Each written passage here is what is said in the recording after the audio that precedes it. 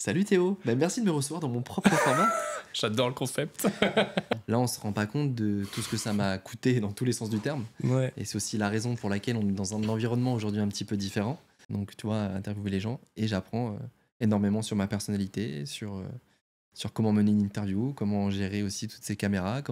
Et en fait, tu élargis un champ de compétences qui est énorme. C'est que j'ai le sentiment d'avoir réussi à réunir à la fois des affinités qui me sont propres, donner du sens à ma vie, donner du sens à la société, parce que pour moi, ces gens que tu fais venir peuvent avoir un impact sociétal. Ouais. Donc je me dis, je pense que c'est très important d'avoir ce rôle d'identification, de réflexion commune, et puis de lancer des débats, de permettre aux gens de débattre en commentaire, et puis de faciliter finalement et susciter la réflexion. Et en fait, encore une fois, tu vois que la force du collectif, si on en est là aujourd'hui, c'est aussi parce qu'il y a plein de gens finalement qui ont gravité autour de ce projet. Et en fait, tout ça, c'était des contraintes de fou. Fallait que je le mette dans mon van, où tu connais mes problématiques que je mets souvent en story de... Bah voilà, on prend ma place sur ma truc handicapé, et des fois, je me retrouve à l'opposé de chez moi, je suis obligé de faire 4 allers-retours. Pause, tu vois. Et je sais que ça serait une frustration pour moi. Bonjour et bienvenue dans Confidence, l'émission créée par Martin Petit. Je m'appelle Théo et aujourd'hui on a un épisode un peu spécial parce que c'est moi qui vais l'animer. C'est moi l'animateur et la personne que je reçois, c'est moi. Martin Petit. Salut moi. Martin. Salut Théo, merci de me recevoir dans mon propre format. J'adore le concept. Ouais. Merci à toi de me faire confiance pour t'interviewer, pour le coup. Exactement. Très content de te recevoir. Tu vas nous expliquer un peu l'idée de cet épisode, parce que voilà, c'est un épisode un peu particulier. Les personnes qui connaissent ta chaîne peuvent déjà le voir, que c'est un peu particulier, donc tu vas nous expliquer tout ça. Mais j'ai envie de dire, c'est parti pour un nouvel épisode de Confidence. C'est parti, on y va. Let's go.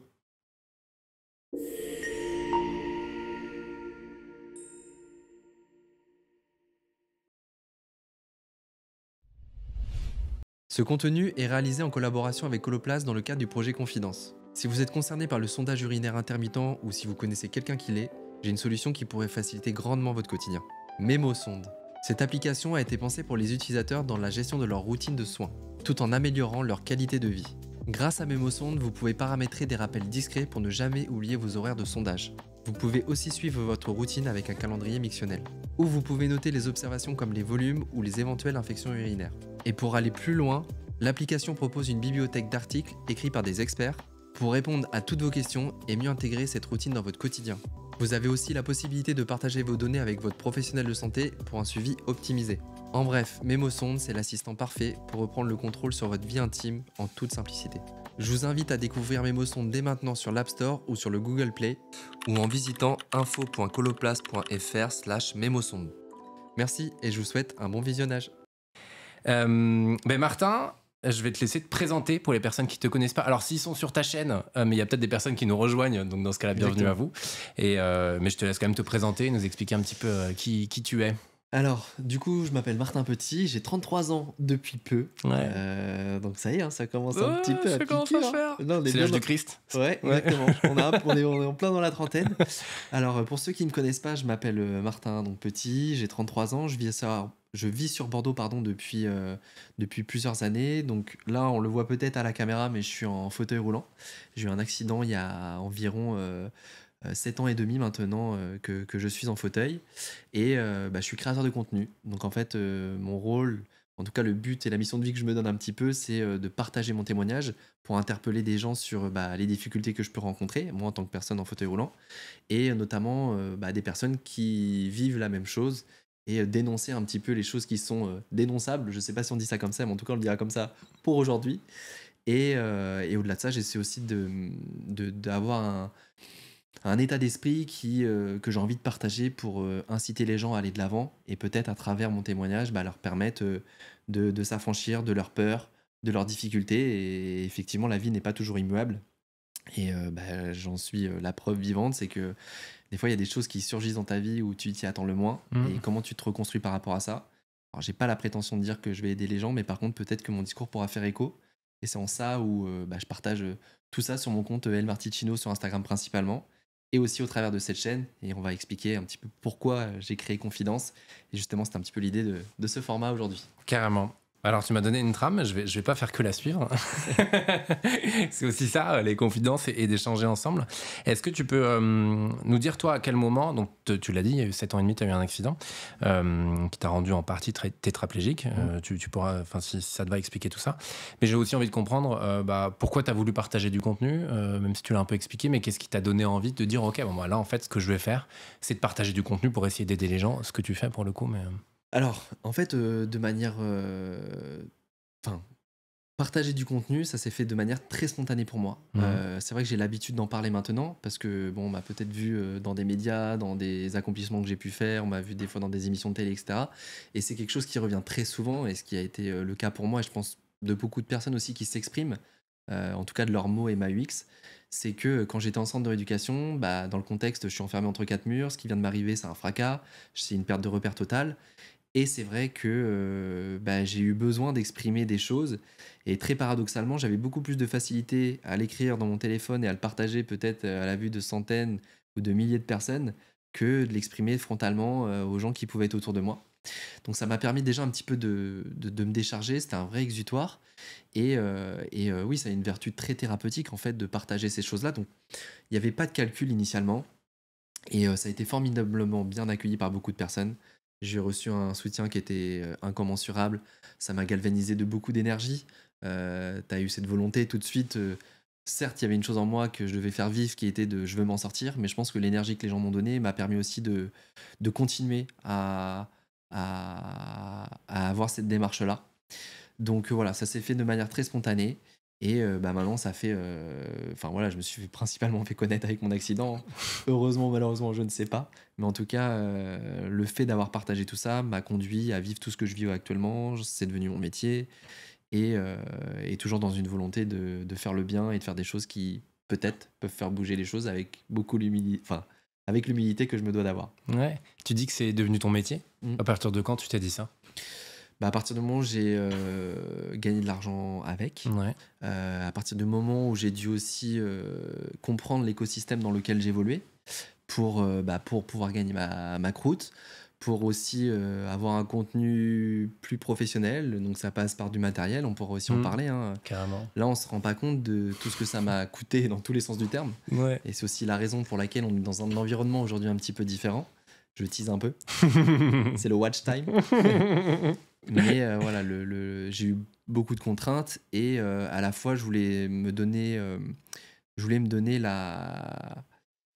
être à la hauteur des ambitions que je me suis donné, avec son lot d'échecs, avec son lot de doutes, qu'on pourra aussi évoquer dans cette vidéo.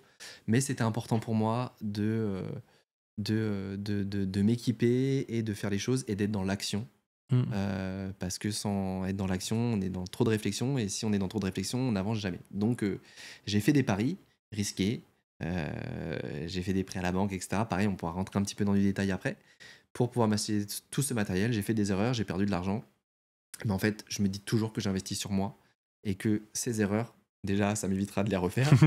Et puis, progressivement, j'ai trouvé un petit peu ce qui me convenait. Et puis, là, on est dans la première vidéo. Yes. Et j'ai hâte de voir aussi, parce que là, je me rends pas compte de ce que ça va donner sur le montage et sur le PC. Mais a priori, ça a l'air d'être plutôt prometteur. De ce qu'on a vu, en tout cas, déjà le setup est quand même très stylé, et de ce qu'on peut voir, rien que le décor et tout, c'est canon. Mais ouais, tu nous parleras de tout ça. Martin, je crois que tu connais un peu le principe de l'émission de confidence, et donc tu connais aussi les premières questions qu'on pose. Est-ce que tu aurais justement une confidence à nous partager? Alors, la confidence que je vais donner, elle concerne le projet Confidence. Donc, c'est une confidence dans la confidence. Sur les confidences qu'on peut me faire sur Confidence. Ça peut être long. Ça peut être très très long et très très chiant. Désolé pour les gens qui nous regardent. Alors, la petite anecdote que je vais raconter, c'est une anecdote qui m'est arrivée il n'y a pas très longtemps, et qui m'a aussi conduit à acheter du matériel que je peux utiliser aujourd'hui, et pour justement m'éviter quelques écueils. Ça sera l'interview qui précède celle-ci. Je pense qu'il sortira sur ma chaîne. L'interview avec Elsa Makeup, donc qui est une youtubeuse qui est en fauteuil, qui a été qui s'est fait connaître parce qu'elle faisait des tutos make-up, etc. quand elle était plus jeune, donc il y a de ça 10-15 ans. Et donc c'est une nana qui travaille énormément, qui est en fauteuil, etc. Et en fait, la particularité qu'elle a, c'est qu'elle s'est fait connaître sans montrer son handicap pendant de longues années. Et c'est au bout de quelques années où elle a gagné en notoriété, et voilà, elle avait déjà des millions d'abonnés et tout. Et elle a fait son coming out de révéler à tout le monde qu'elle était en fauteuil. Ok. Et ce qui est assez drôle, je laisserai les gens aller regarder l'interview, c'est qu'elle avait un peu des appréhensions par rapport à ça, de comment ça a été accueilli par les gens qui la regardent, etc. Donc inévitablement, ça a été bien accueilli.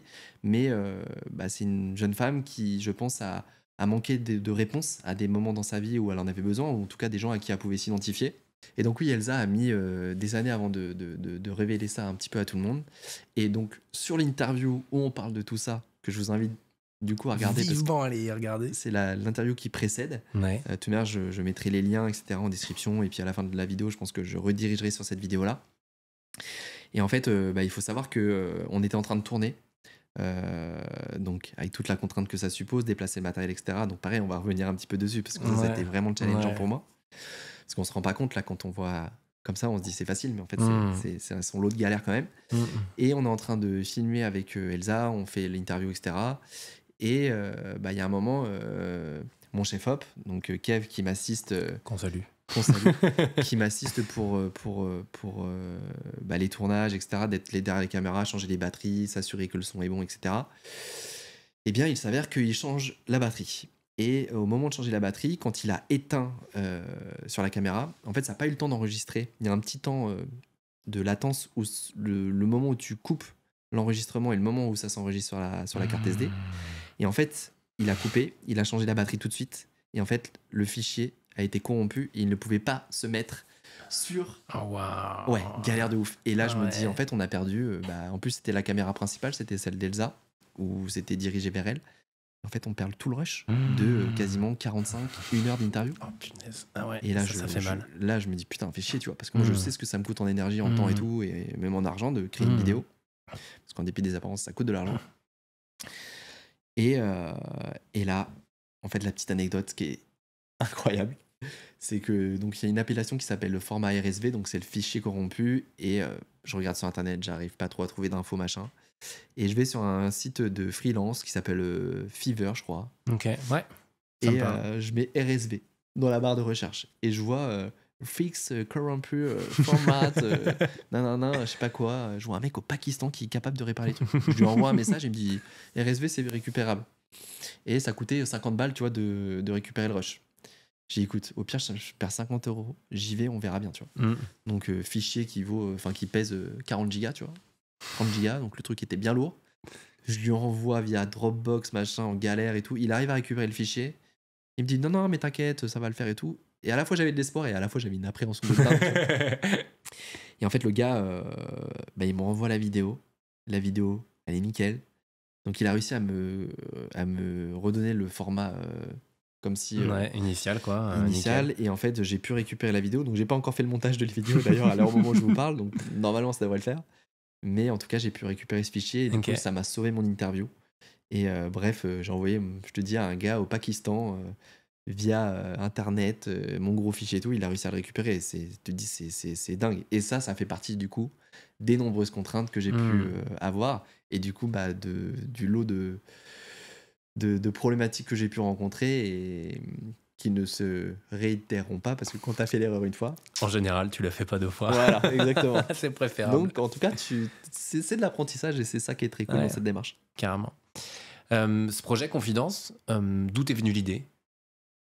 Alors, l'idée de Confidence, c'est quelque chose que j'avais toujours eu en tête depuis un moment. J'aimais bien ce format-là, des gens qui expriment de manière authentique les choses qu'ils ont pu traverser, les anecdotes. Enfin, je trouve qu'on apprend énormément des autres. Je pense qu'on... Voilà, c'est pas moi qui vais dire le contraire. Voilà. J'ai fait un podcast de plus de 150 épisodes. Théo, justement, c'est aussi pour ça que je t'ai fait venir, c'est que tu as l'habitude d'animer, tu as eu ton podcast, et j'apprends aussi beaucoup de toi finalement. Et c'est aussi ça, je pense, les relations humaines, c'est qu'on apprend énormément des autres. Et je pense qu'on apprend dans le réel, à travers toutes les rencontres qu'on peut faire. Et j'avais envie d'offrir cette possibilité à d'autres de pouvoir se saisir de témoignages qui des fois sont plus représentatifs, ou en tout cas des gens vont pouvoir davantage s'identifier, parce qu'une personne aveugle par exemple, elle peut pas s'identifier à moi qui suis en fauteuil, et inversement. Donc je me dis, je pense que c'est très important d'avoir ce rôle d'identification, de réflexion commune, et puis de lancer des débats, de permettre aux gens de débattre en commentaire, et puis de faciliter finalement et susciter la réflexion. Donc ce projet, je l'avais en tête depuis un moment, et en vrai, Tu veux que je te dise vraiment comment ça s'est passé parce que Je préférerais, parce ouais. non, non, mais en vrai, Dis-nous tout, c'est le but. ce qui est super drôle, c'est que même tu vois, là, on est à la maison et tout, il s'est passé plein de choses depuis. Mais ce projet, ça fait plus de 2 ans que j'étais en réflexion et ça fait grosso modo depuis 6 mois que concrètement j'ai pu me lancer. Et c'est parti d'une story d'une agence sur Bordeaux de communication qui m'a mis en relation avec la. Enfin, je vois une story qui passe, on aimerait accompagner un entrepreneur ou un influenceur dans la création de sa société et tout. Et moi, c'est vrai que je me posais des questions parce que j'étais en auto-entreprise de comment, de quoi, enfin, t'apprends, tu vois. Au début, j'y connaissais rien. Et tu vois, genre, quel est le bon rôle, qu'est-ce que je dois créer, etc. en termes de, euh, de structure, j'y connaissais trop rien. Et ça part de cette story où je réponds. Donc c'est Aurore Loiseau qui travaillait pour cette agence-là à ce moment-là, je la salue. Et bah, elle me dit, je lui réponds, elle me dit, ah, bah, ça serait bien, bah, est-ce que tu es dispo là, telle semaine et tout. Enfin, tel jour de la semaine prochaine. J'y vais, et en fait, je me retrouve avec le directeur de la communication de la CCI, Philippe Garcia, que j'embrasse aussi. Et vous allez voir, je vais embrasser beaucoup de monde. Et c'est aussi ça, tu vois, que j'avais envie de faire dans ce projet, carrément. c'est de... En fait, on se rend pas compte, mais c'est aussi tout ce collectif et toutes ces personnes qui ont, à un moment donné, atterri dans ma vie et à un moment dans la temporalité qui était la bonne, qui m'ont permis aussi d'envisager de faire tout ce que je fais actuellement. Et ça, c'est aussi le reflet de la vie de manière globale. Carrément, la beauté des rencontres. C'est la beauté des rencontres, exactement. Et donc, je rencontre ce Philippe Garcia et on part sur quelque chose à faire ensemble, etc. Donc, on se met dans le truc. Et à ce moment-là, je savais pas vraiment si je voulais être en structure, si je voulais changer de statut juridique, etc. Parce que j'y connaissais trop rien, que j'avais de l'appréhension, que ça me faisait peur. Et bah, je me retrouve, il me met avec un mec qui est génial, Romain Della Laguioni, ou je sais plus exactement, tu m'excuseras Romain. On va dire Romain.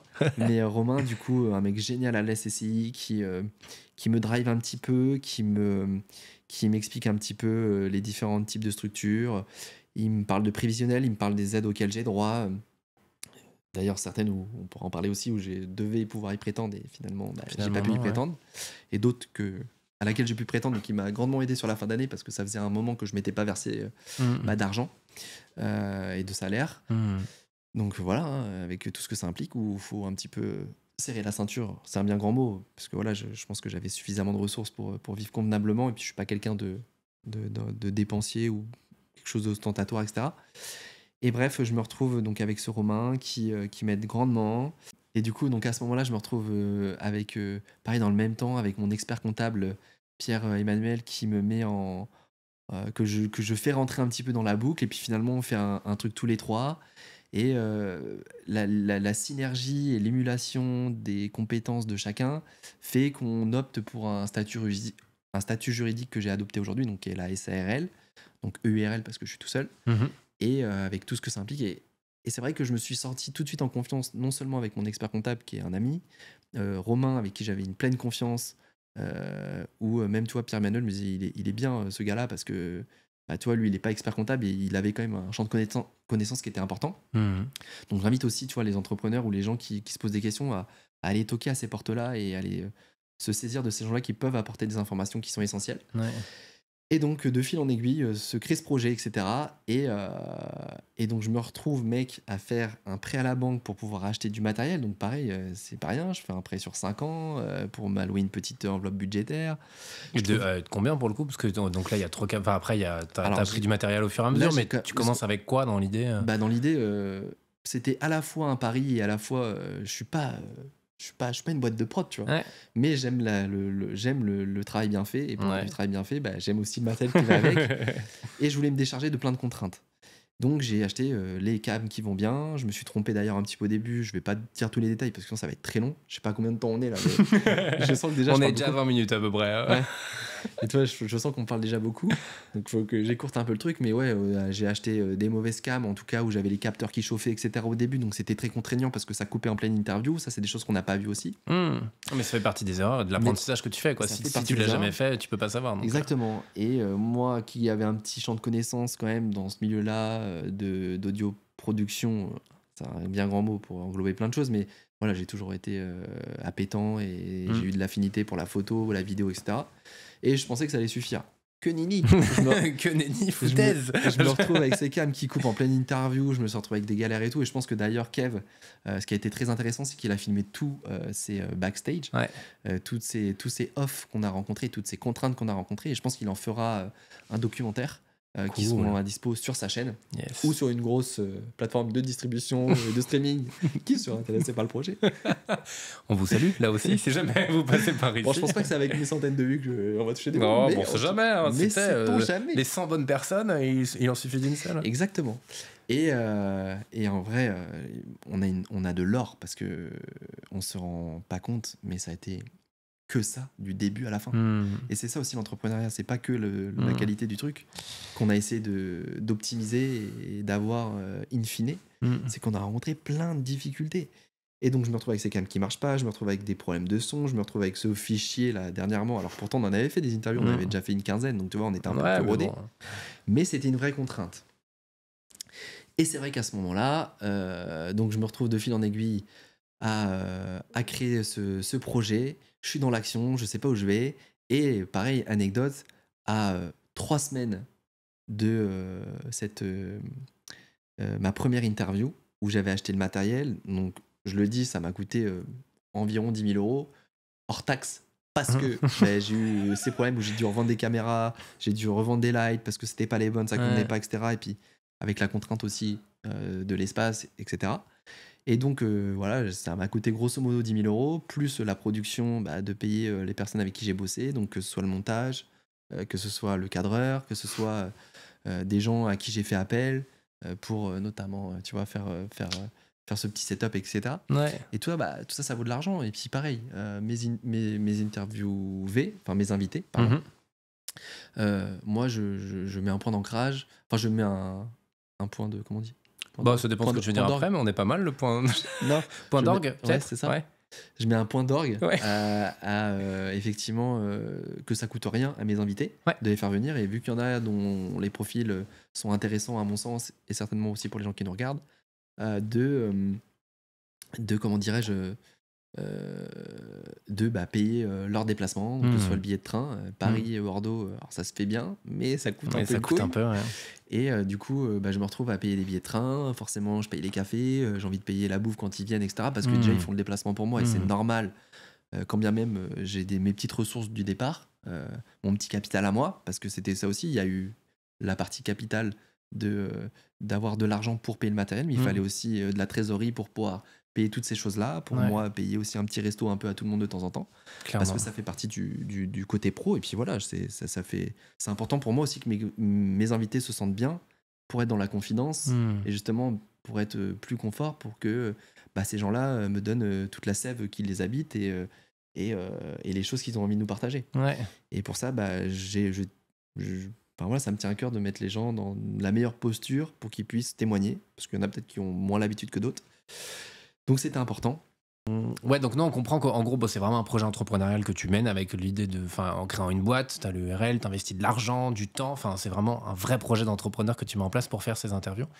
Ce que j'ai aussi envie de comprendre, c'est les personnes ont peut-être vu les autres interviews que tu as fait. On n'est pas dans ce lieu-là, tu as fait ça dans des hôtels, tu as fait ça à la Cité du Vin, tu as fait ça dans plein d'endroits différents. Pourquoi tu as voulu changer et tu as voulu mettre... en fait, on est chez toi, là. Enfin, on est dans ton salon. Je suis déjà venu dans ton ancien salon, c'était pas la même chose, donc tu l'as pimpé de ouf. Pourquoi tu as voulu faire ça ici ? Ça va être long. Non, mais ça va être long, mais à la fois, je trouve que c'est important de comprendre, parce qu'en fait, c'est pas juste plus facile... Enfin, en vrai, si, c'est ça, mais c'est... je fais venir les gens chez moi parce que flemme de bouger, mais c'est pas ça la question, c'est vraiment...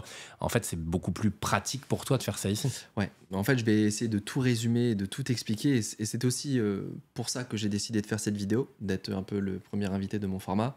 C'était pour exprimer toutes ces choses-là dont on se rend peut-être pas compte, et pour bien faire comprendre le projet aussi en tant que tel.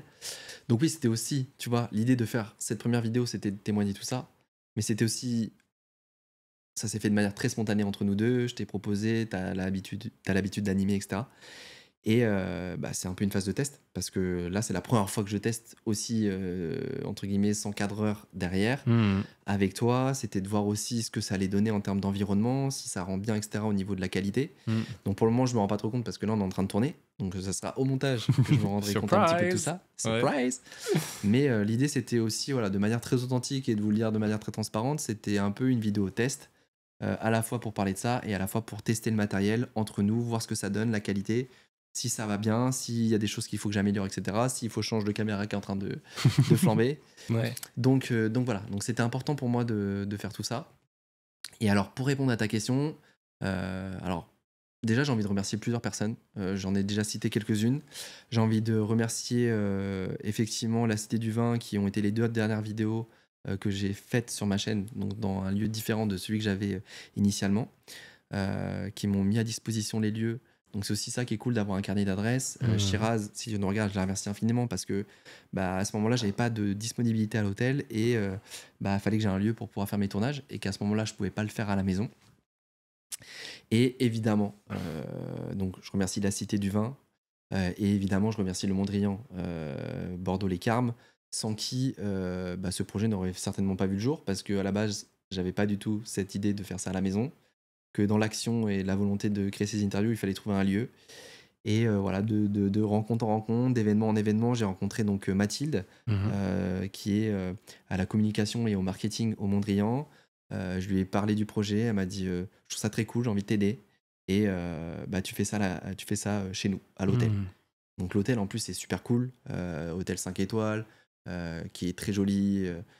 L'esthétisme, tu vois, là, c'est Philippe Stark qui a fait tout l'environnement. Je ne connaissais pas Philippe Stark avant de faire dans cet hôtel, mais en tout cas maintenant je le connais. Mais en tout cas, voilà, c'est très esthétique, c'est très joli. Ouais. Le lieu est sympa et puis le cadre s'y prête bien. Ouais. Et c'est vrai que bah, je la remercie elle, je remercie toutes les personnes qui ont gravité aussi autour de ça. Je remercie aussi Hélène qui bosse avec Mathilde. Et aussi, on se rend compte que c'est aussi le collectif qui fait tout ça. Ils m'ont laissé ma chance et c'est ce qui m'a permis de faire mes premiers épisodes et d'en être là aujourd'hui. Et de me rendre compte aussi, dans tout ça, que j'ai eu énormément de contraintes. Et les contraintes, elles sont celles que je vais évoquer.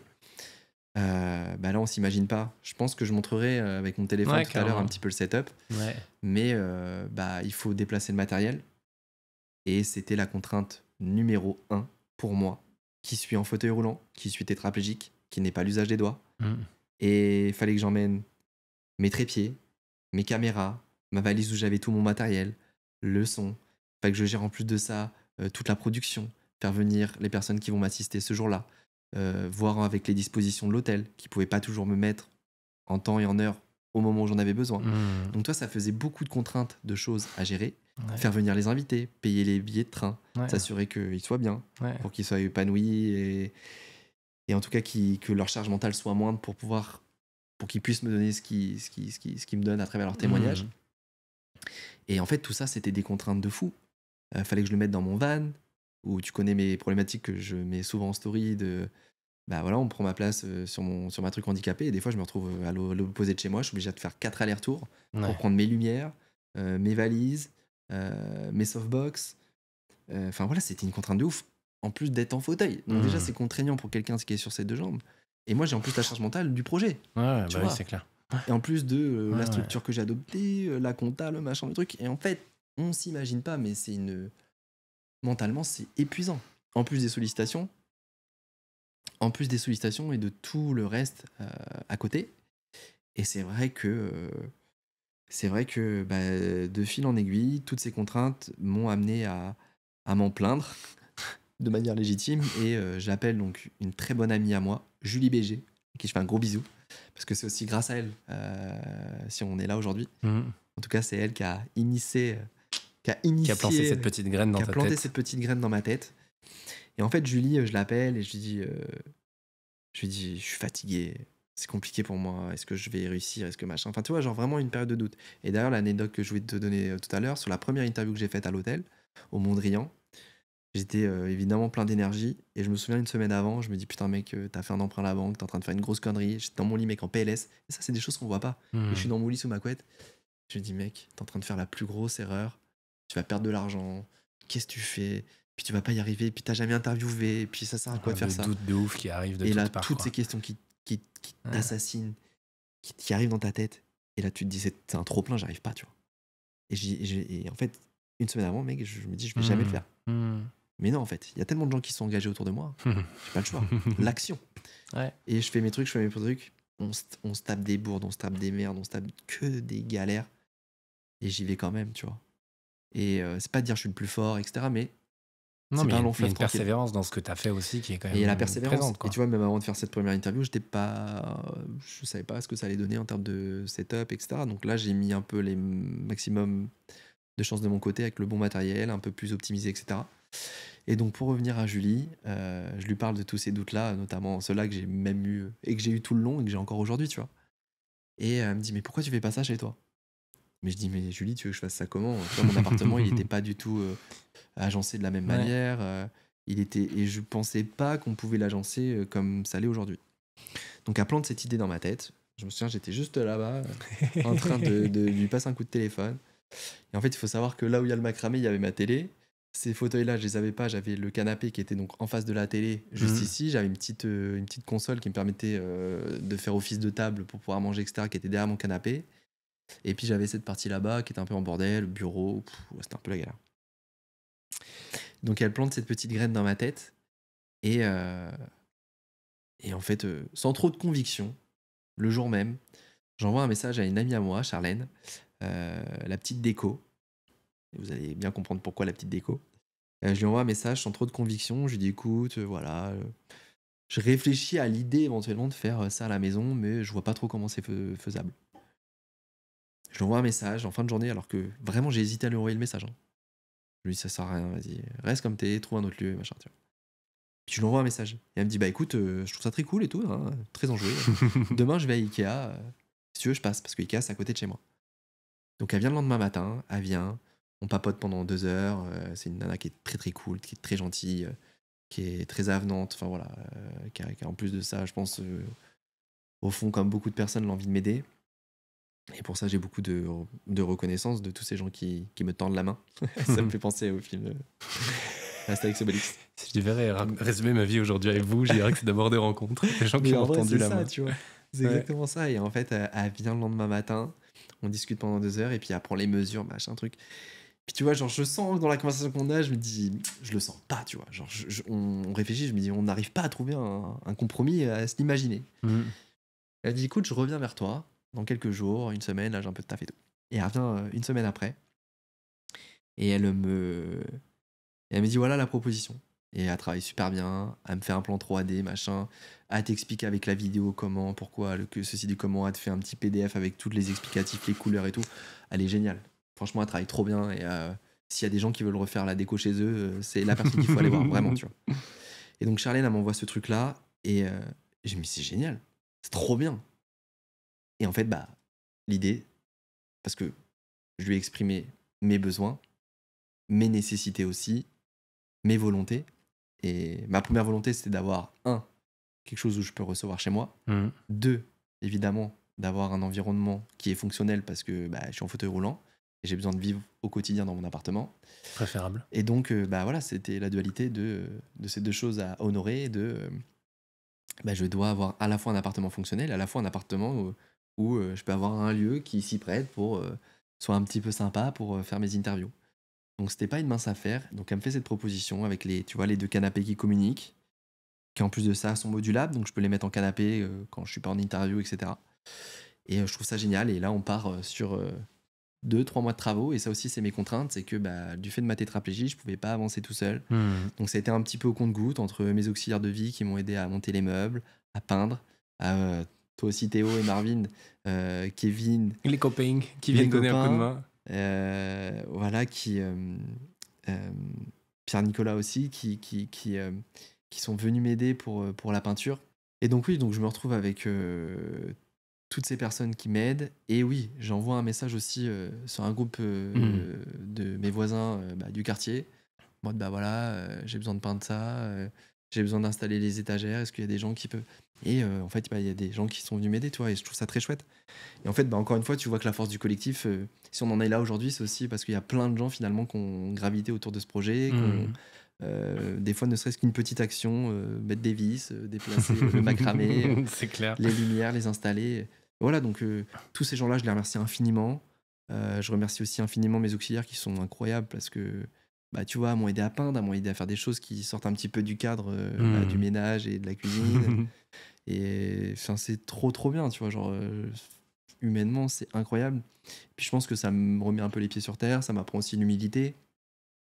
Voilà, je suis fier de mes accomplissements, je suis quelqu'un qui a un peu d'ego et je pense que sans ça, j'en serais peut-être pas là aujourd'hui. Mais faut pas que je me perde dans tout ça. Même si des fois, voilà, je pense que quand je réponds avec un peu de condescendance, c'est plus parce qu'on me tacle et que si on me connaissait réellement, bah, on voit que je suis quand même pavé de bonnes intentions. Ça va. Ça va, ça va. Je Mais confirme. voilà, et après, je pense que bah, tu te rends compte qu'il y a des gens qui sont dévoués, qui sont humains, qui sont bienveillants. Et c'est toujours de donner des choses aux autres sans intérêt derrière, sans attendre quoi que ce soit. Ouais. Et ça fait du bien, tu vois, d'avoir des gens comme ça.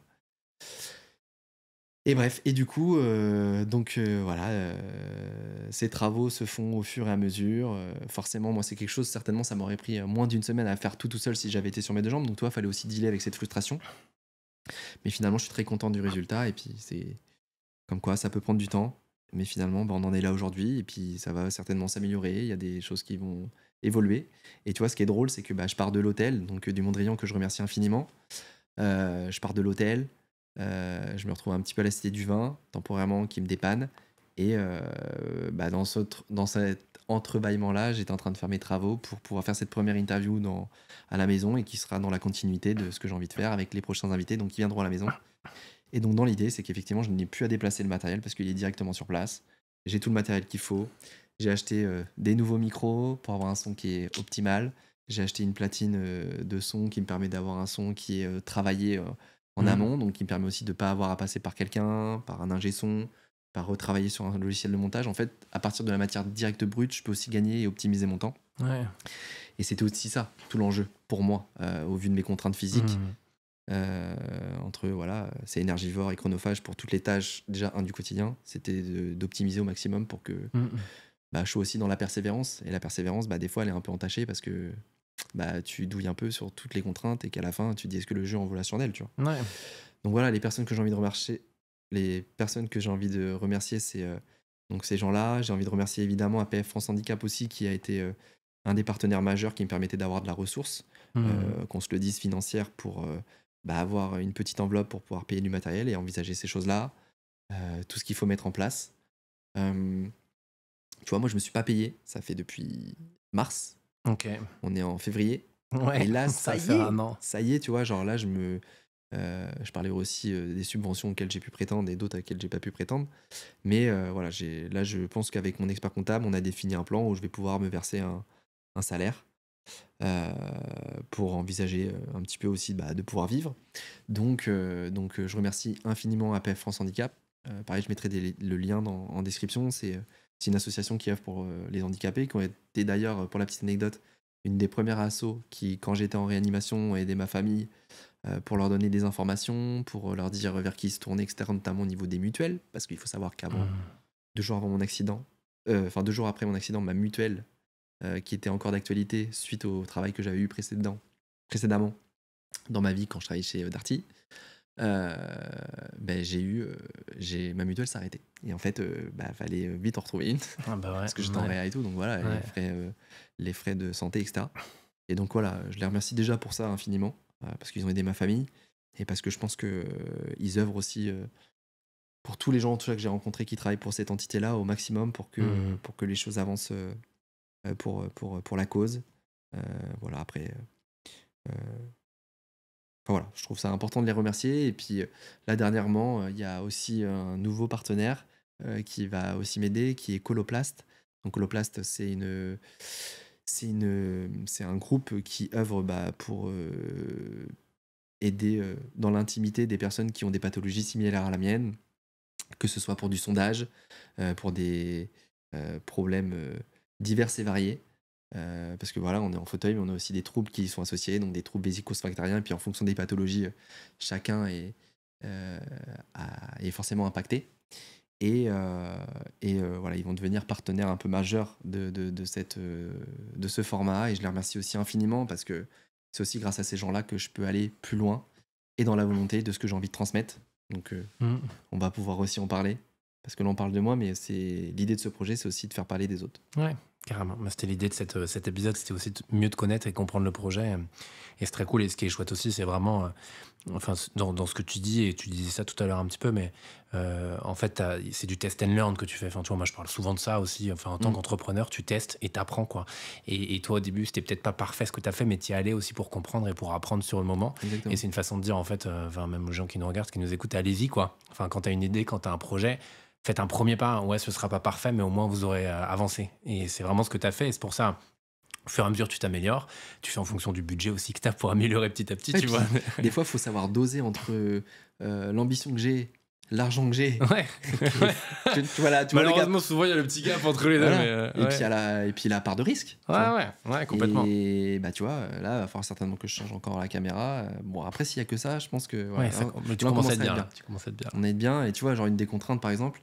Et d'ailleurs, regarde, on va faire un truc que j'ai pas l'habitude de faire. Je vais filmer ce qu'on ne voit pas. Ce qu'on ne voit parce pas. Parce qu'on voit le beau, le trait. Voilà. Après, c'est beau aussi. Mais ça prend de la place. Ouais. Et c'était aussi ça, parce qu'il fallait aussi avoir un environnement qui permette, d'être fonctionnel pour moi au quotidien, de faire mes interviews, mais aussi de pouvoir disposer les caméras qui prennent de la place, les trépieds et les lumières. Oui. Donc, je te laisse faire un petit clap de son. Comme ça, attends. Faut juste que je l'ai là. Je suis prêt, tu me donnes le top. Vas-y.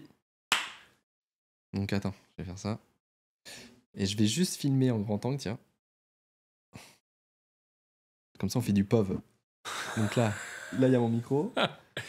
Cheers. Et voilà. Et comme ça, on peut se rendre un petit peu compte de l'environnement. Donc tu vois, les lumières qui prennent de la place. Là, il y a le truc pour le son là-bas, avec les câbles qui viennent jusqu'au micro qui sont là. Ouais. Donc voilà, tu vois, et puis j'apprends, parce que là-bas, je suis pas une boîte de prod, encore une fois. Ouais, donc, j'ai 2 lumières, j'ai les 3 caméras qui sont là. J'ai mon petit fauteuil. Et tu vois, dans l'idée, c'est de montrer un petit peu tout ça. Parce que tu vois, genre, quand on avait fait les tests, et d'ailleurs, vous étiez venu avec Marvin, qu'on remercie aussi, parce qu'il a aussi fait la peinture. Attends, je galère avec mes doigts. Ça, tu vois, c'est la contrainte du tétra. Mais c'est bien, on est dans le vrai. Et tu vois, par exemple, quand on avait testé, quand vous étiez venu, j'avais mes anciennes lumières qui allaient pas du tout parce que la lumière était trop blanche. Énorme. Puis et même ça prenait beaucoup trop de place. 6 fois la taille de ce que tu as là aujourd'hui. Voilà. Et ça prend beaucoup moins de place. Donc là, on commence à arriver à quelque chose d'assez optimal pour avoir quelque chose de très chouette. Bref, je coupe la caméra. Hop. Donc là, on repasse comme ça ici. Et voilà. En fait, l'idée, c'était surtout de montrer aussi l'envers du décor. Ouais. Et je trouve ça cool et authentique. Donc, carrément. Ça te ressemble bien. On a parlé un peu des gens au final que tu as reçus, mais j'aimerais que tu nous en dises un petit peu plus sur les personnes que tu as envie de recevoir. Parce qu'il y a vraiment des profils hyper différents. Pas forcément te demander, si, je vais quand même te poser la question, comment tu les choisis en fait tu vois, parce que je trouve un handicapé comme ça dans la rue. Je vois quelqu'un en fauteuil dans la rue, je me dis, tiens, je vois un mec qui attend. Tu vas venir dans mon émission. Tu sais où on trouve un tétra? Tu l'as ou pas? C'est facile, moi j'ai l'habitude de la faire. Mais... De quoi? Tu sais où on trouve un tétraplégique? En vrai, non, je sais pas. Bah là où tu l'as laissé. Elle est facile. Donc voilà, des fois on laisse des petits tétras dans la rue. Exactement, voilà. Bon bah une heure plus tard, on peut revenir, il est encore là. Bravo. Non, écoute. Tu nous expliques comme ça me permet aussi de comprendre un peu les valeurs aussi que tu as envie de dégager via ces épisodes-là, en fonction des personnes que tu reçois, quoi. Exactement. Alors, du coup, c'est vrai que les personnes que je reçois, c'est principalement des gens que j'ai rencontrés dans la vraie vie. Ouais. Du fait des événements pour lesquels je peux être invité, ou ma notoriété entre guillemets sur les réseaux me permet aussi de toucher tout un tas de personnes, que forcément il y a certainement des personnes qui se retrouvent dans mon discours, et de fil en aiguille c'est des gens qui vont me suivre, et puis moi je vais découvrir aussi leur univers, et puis je trouve que ce qu'ils font c'est très bien, et puis c'est stimulant, et puis c'est enrichissant tout ce qu'ils partagent. Donc voilà, il y a beaucoup de gens, c'est des amis. En tout cas des gens que j'affectionne particulièrement, et en plus de ça, voilà, il y avait aussi cette réalité, et toi notamment le premier invité, François Chevet, qui est le kiné, qui était le kiné de Grand Corps Malade, qui était mon premier invité. Tu vois, pareil, pour la petite anecdote, si je l'ai fait venir, c'est parce que c'est quelqu'un qui a, je pense, des valeurs très communes aux miennes, qui en plus de ça a un regard de soignant, donc je trouvais ça intéressant.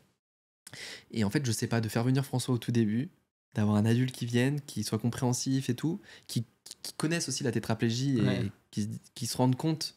Lui, je savais qu'il se rendait compte de ce que ça a supposé pour moi en termes d'énergie et de contraintes.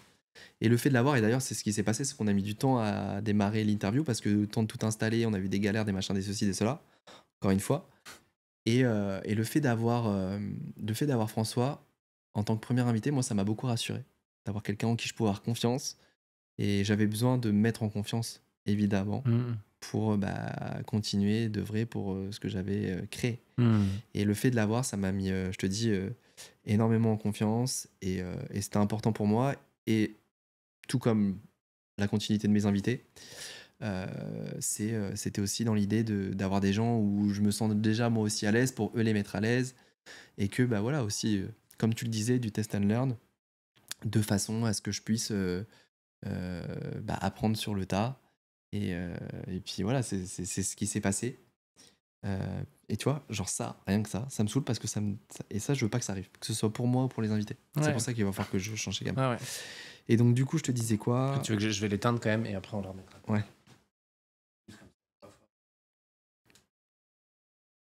Il fait 37 degrés chez toi. Ouais, c'est pour ça, je change de cam, ça me saoule. Donc oui, l'idée, c'est des gens qui me rassuraient, déjà, de les avoir, dont moi, le parcours m'a enrichi, et je me dis, de la même manière que ces gens-là ont enrichi mon intellect, ma connaissance, etc., je me disais que c'était peut-être chouette de mettre à disposition des parcours comme les leurs, pour peut-être des gens... voilà, toute l'idée du projet aussi. Je crois que tu as une question par rapport à ça, mais du coup, je vais répondre tout de suite. Vraiment, pour répondre concrètement sur pourquoi j'ai créé ce projet, déjà, ça s'est fait un peu naturellement. Moi, j'en avais pas marre, mais j'avais envie d'autre chose. Parce que parler de soi, c'est bien, c'est très gratifiant. Voilà, les réseaux, les ceci, les cela, on a évidemment que c'est très chouette. Et même si c'est très chouette et que je vis des choses et des moments privilégiés, il y a aussi cette réalité que j'ai aussi envie de donner dans la transparence de ce que je peux partager. Il y a beaucoup de gens, je pense que ils pensent que ma vie, je suis, je sais pas, genre ils s'imaginent, je suis une star, je gagne trop bien ma vie et tout, alors que pas du tout. Donc j'aime bien aussi remettre un peu l'église au milieu du village pour certaines choses. Et en fait, dans l'idée, voilà, c'était de me dire, je parle de moi, c'est chouette, mais j'ai aussi su créer de la visibilité autour de mon histoire. C'est un point d'ancrage. Moi, j'ai appris tout ça. Et l'idée, c'est aussi de donner la parole à d'autres. Parce que moi, je me suis pas construit tout seul. On est des êtres sociaux, on se construit forcément par rapport aux autres. Et au-delà de ça, c'est que à la fois, en fait, ce que je trouve pertinent dans le projet, évidemment, je suis intimement convaincu, donc je prêche par ma paroisse. Mais moi, l'idée d'avoir tous ces témoignages de ces personnes-là, c'est de sensibiliser sur des questions qu'on ignore, c'est de transmettre de l'information sur des causes qui sont pas toujours connues, c'est d'avoir un lieu safe où justement on peut parler de ces choses-là, c'est que ces gens-là soient aussi valeur d'exemple pour des personnes qui peuvent s'identifier à leur cause, que ce soit un amputé, un, un aveugle, une personne, je sais pas, bipolaire, une personne en fauteuil. Je veux avoir tout un tas de personnes qui incarnent au travers de leur parcours la différence. Tu vois, par exemple, j'ai reçu Elisabeth Chungi, qui est la dernière personne que j'ai reçue au Mondrian, qui est la responsable RSE France chez Orange. Donc voilà, je sais pas si je le dis exactement, correctement, en tout cas le titre qu'elle a. Tu m'excuseras, Elisabeth.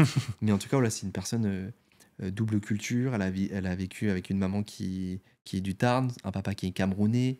Comment elle s'est construite. Elle a fait face à une forme de racisme un peu systémique quand elle est arrivée à la télé, parce qu'elle a travaillé à la télé pendant longtemps. Et voilà, bref, je trouve que c'est des sujets, sans rentrer dans des débats de qui, quoi, comment. C'est juste à travers leurs témoignages, on apprend des choses. Et c'est hyper important d'avoir ces témoignages-là. Et donc, ces valeurs d'exemple. Et pour moi, quelle que soit l'adversité que les gens peuvent rencontrer dans leur vie, juste le fait de témoigner ces choses-là, comment les gens se sont affirmés, et j'essaie d'aller chercher un petit peu ça, et j'apprends aussi tout ça, c'est comment ces gens se sont affirmés, comment ils ont réussi à transcender l'adversité, et finalement, je pense que ça peut faire écho. Et pour ça, j'ai créé ce projet-là. Et en plus de ça, c'est prendre un petit peu le contre-pied, donc sans mauvais jeu de mots, de ce que sont les réseaux. C'est qu'on le voit, on scrolle sur des écrans, on est sur des vidéos qui sont courtes, etc. Et à mon sens, d'avoir des formats qui sont plus longs, ça permet aussi de développer ta réflexion, ton sens critique, et de justement pas être acteur. En tout cas, c'est une réflexion que je me fais souvent, de pas être acteur de le fait d'hébéter les gens. Tu vois, j'ai envie j'ai envie de pouvoir me regarder dans une glace tous les jours et de me dire ce que je fais, ça a du sens pour moi, ça a du sens pour les autres, et de créer quelque chose qui a une vraie consistance. Voilà. Chouette. Parce que là, tu as reçu combien de personnes jusqu'à présent, à peu près? Je sais plus exactement, je pense qu'on a une vingtaine là. Une vingtaine. Cool. Et l'idée, toi, après, c'est d'en faire continuer, alors, quoi. l'idée, tu vois, genre, c'est aussi une réalité, c'est qu'à la base, je voulais en faire une par semaine. Ok. Sauf que, tu vois, on est arrivé, les travaux, les ceci, les contraintes, et puis, ça demande ma du charge taf à de moi ouf, mentale, tu vois. ouais, de ouf. Et à un moment, je suis tombé malade. Mhm. Alors, j'ai pas eu des gros soucis de santé, hein, loin de là, mais tu vois, je me tape une angine, je me tape une fatigue chronique, j'arrive pas à joindre les deux bouts. Je suis sollicité à droite à gauche, c'est un trop plein, encore une fois, j'y arrive pas, tu vois. Et ça, c'est des choses que des fois, t'arrives pas à exprimer sur les réseaux. Ouais.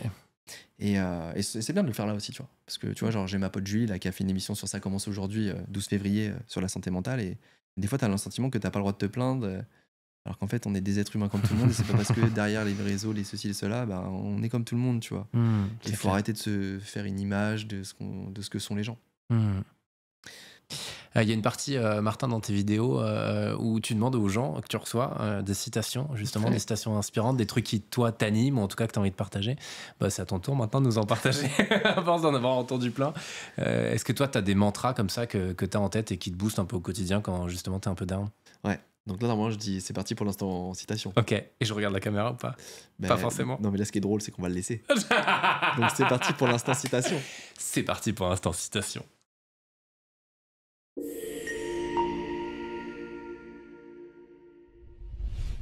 Alors, des citations. Alors, en fait, ce qui est marrant, c'est que j'ai plus préparé l'interview pour que toi tu l'amènes que pour moi ce que j'allais dire. Et en même temps, c'est en toute spontanéité, c'est parfait, tu vois. Et en vrai, c'est trop cool, tu vois. Et alors, il y a une citation que je dis souvent, c'est les petits ruisseaux forment les grandes rivières. Ouais. Et c'est un peu à l'image de Confidence, finalement, et de la vie dans le système dans lequel on est, du système humain, de la société, de la cité, comme on le dirait en philosophie.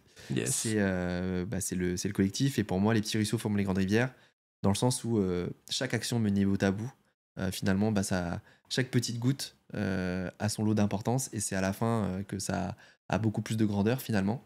Et c'est aussi ça que j'avais envie de transmettre, c'est que voilà, j'ai mon histoire, etc., j'en parle suffisamment, mais je suis pas seul dans l'équation. Moi, j'ai pas envie aussi d'être le seul incarnant de cause, donc c'est aussi pour ça que j'ai envie d'avoir plein de personnes qui viennent sur ma chaîne, qui soient des relais d'information, qu'on invite aussi des personnes à suivre ces personnes-là, parce que peut-être que la façon dont j'exprime les choses, c'est les gens se reconnaissent pas, ou peut-être que ma tête revient pas, etc. Et c'est ok, tu vois, j'apprends aussi beaucoup sur ça.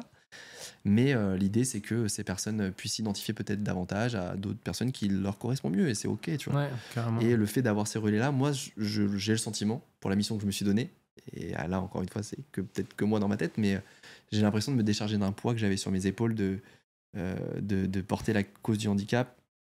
Alors je dis ça pas parce que je pensais que c'était le cas, mais plus dans le sens où c'est un petit peu des fois le sentiment que je me donnais à moi-même, et des fois je me disais je suis pas forcément à la hauteur de ce truc-là, et tu vois, il n'y a pas que moi, il y a plein d'institutions, des assos, des gens, et des gens très très bien, et j'avais envie que ces gens-là deviennent un peu des alliés et incarnent leur cause à leur manière, et une manière pour moi de me décharger, et finalement je me sens aussi beaucoup mieux dans ma tête, dans ce sentiment d'avoir œuvré de cette manière.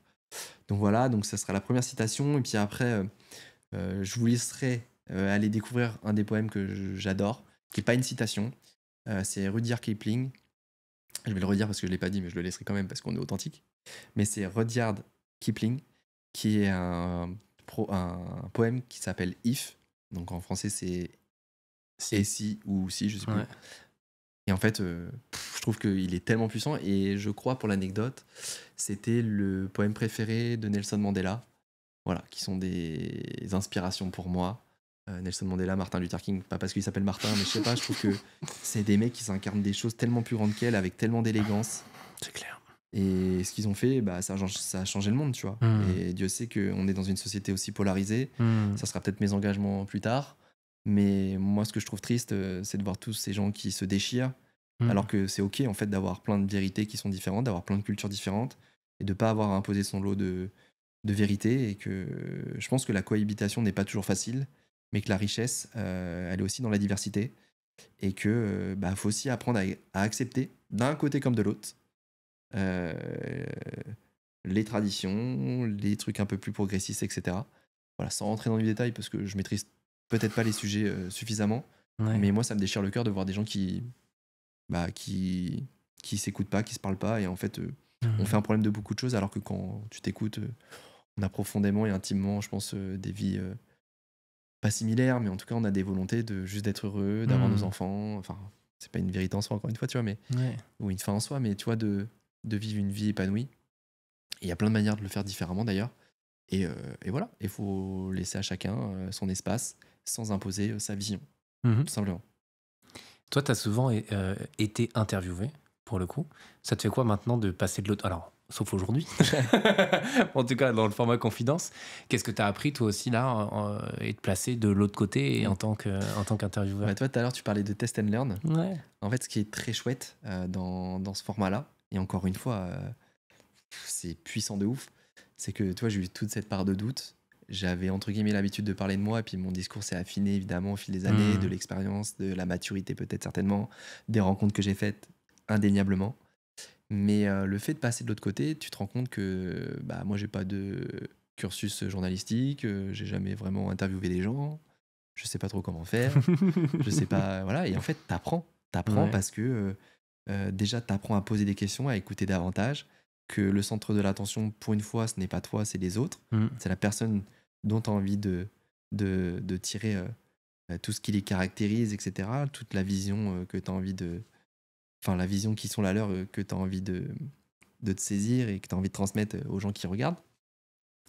Et donc, l'exercice d'intervieweur, il est hyper intéressant parce que ça me permet aussi de développer et de découvrir des nouvelles facettes de moi, d'être pas toujours très bon, d'avoir été des moments malades, d'avoir des fois le sentiment que je suis nul pour le faire et c'est ok. Et au pire, je suis nul.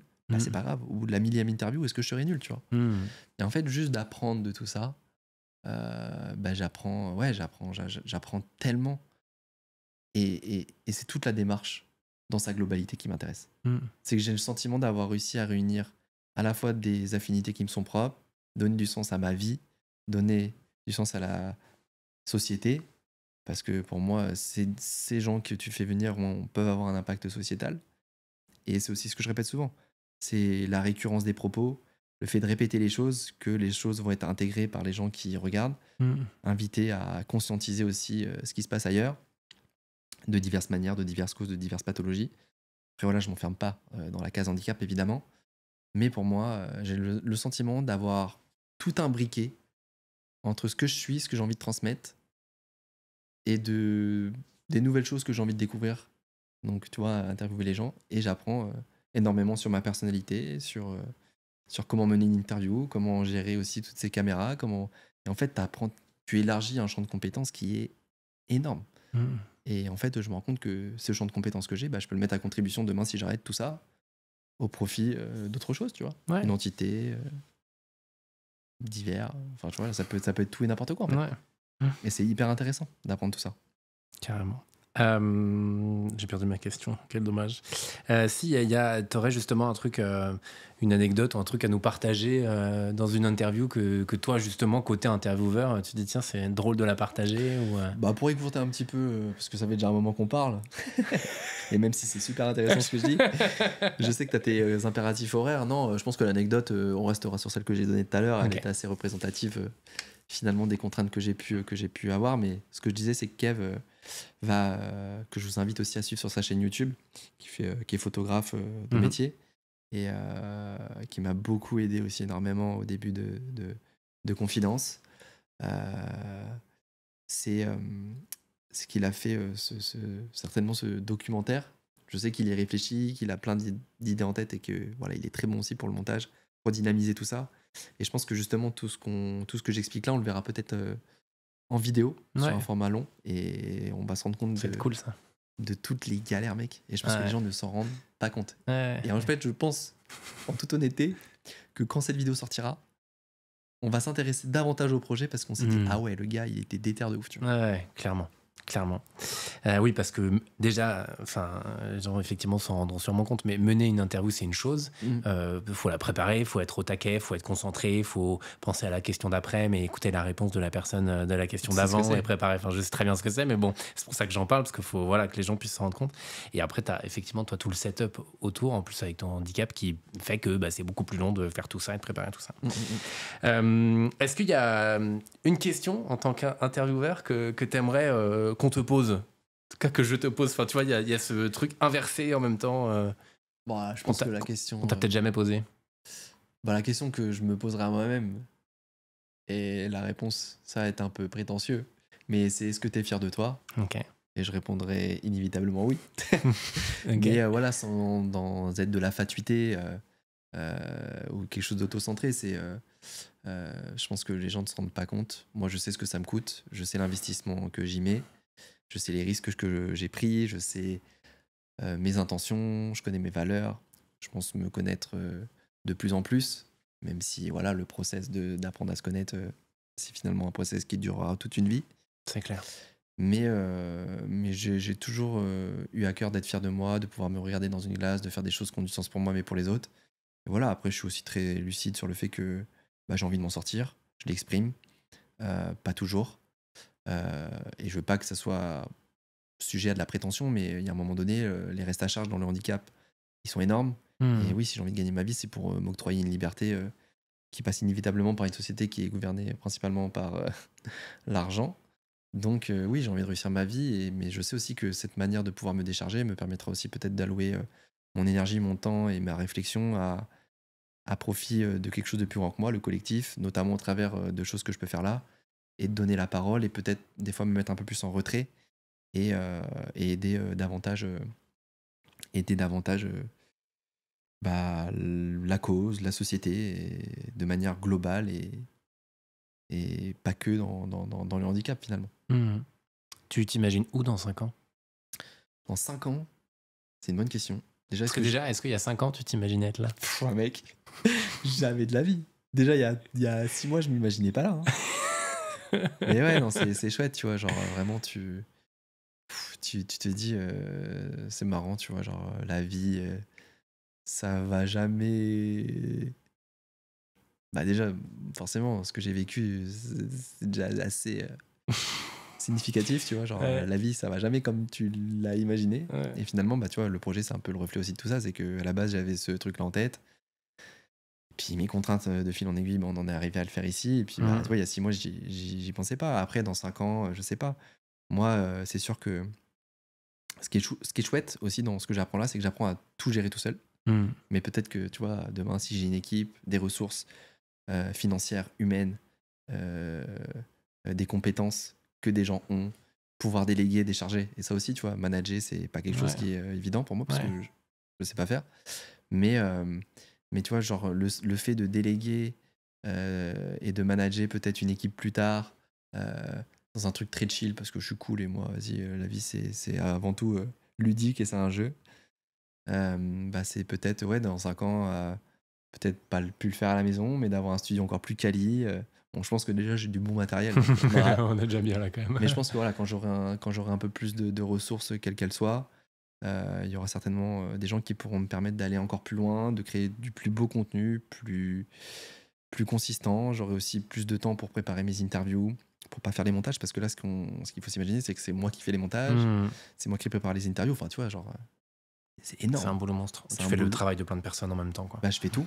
Ouais. Je fais tout et oui, je sens que ça me coûte.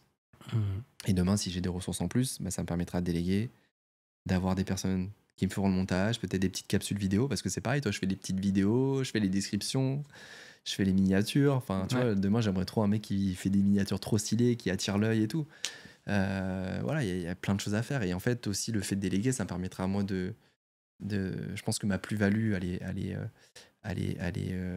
est pas dans la technique, elle est dans le message que j'ai envie de transmettre, les réflexions que j'ai envie de proposer aux gens.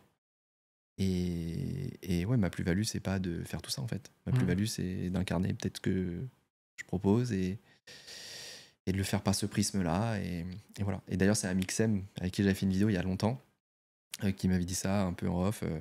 Alors, je sais pas s'il se souvient de moi, j'imagine que oui, parce qu'on a parlé pendant un moment, mais voilà, il fait tellement de choses.